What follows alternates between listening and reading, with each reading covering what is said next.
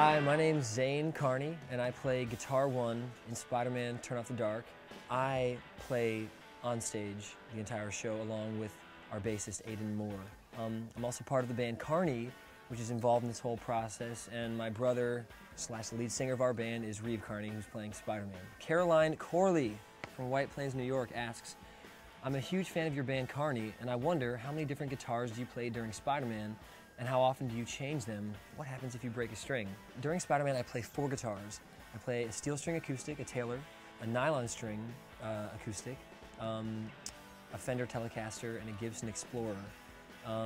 They're all specific for different sounds in the show, and if I break a string, I haven't broken one yet, so let's just hope I don't. If I did break one, I guess I'd just switch to the other electric. And if I broke both, there's no guitar tech here, so I would be screwed.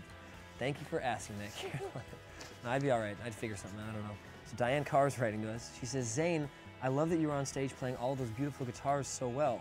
Thank you. It's very nice. But where's the rest of the band and the orchestra? How do you communicate with one another? Okay, so there are 3 places that musicians are in this show. There are 2 on stage. That's myself and our bass player, Aiden.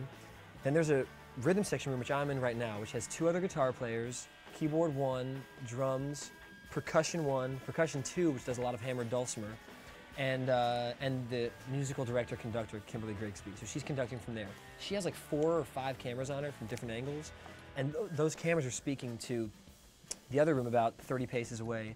That's the orchestral room. They all have personal monitors on their music stands where they can see her conducting, and I on stage have a personal monitor at my pedal board. So not all the music comes from our 2 instruments, surprisingly enough. The French horn is actually a real French horn. This is from Jade in Raleigh, North Carolina. Has the music from the show influenced your writing or inspired you to write new music? It actually has. My favorite kind of music, what I'm kind of obsessed with, is rarely has lyrics in it. I love Ravel, I love Debussy, I love orchestral music. I love big, fantastical, with a lot of information to chew on. But being on this show, Bono and Edge, I mean, it's hard to, they write hits, especially Bono comes in with melodies and it's just like, crap, that is so catchy. And so it's inspired me to kind of try to find that part of myself if I can. So yeah, it definitely has changed my perspective in a good way. Eric Lozada writes, while playing the guitar on stage, do you get to see the whole show and Spider-Man fly? I do. The music department is what our role is on stage, the 2 of us. Are we supposed to be playing just to the audience? Are we acknowledging that there is a show, and if so, how? There are moments when I feel like I have to give energy to the show, both of us do on stage. We have to turn towards it and kind of help tell the story that way. Reeve actually said something that I thought was kind of appropriate when we did our first flying in costume, and I was playing the guitar part, and Reeve came over to me and said, I kind of figured out the guitar in this show is kind of Spider-Man's soul.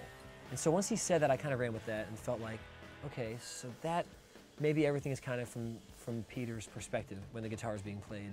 But thank you for asking your questions. Please follow Spidey on B-Way on Twitter, and thank you for indulging me, and I hope you come to see the show, Spider-Man on Broadway, or Spider-Man Turn Off the Dark. I hope you come to see it, and we'll say hi after.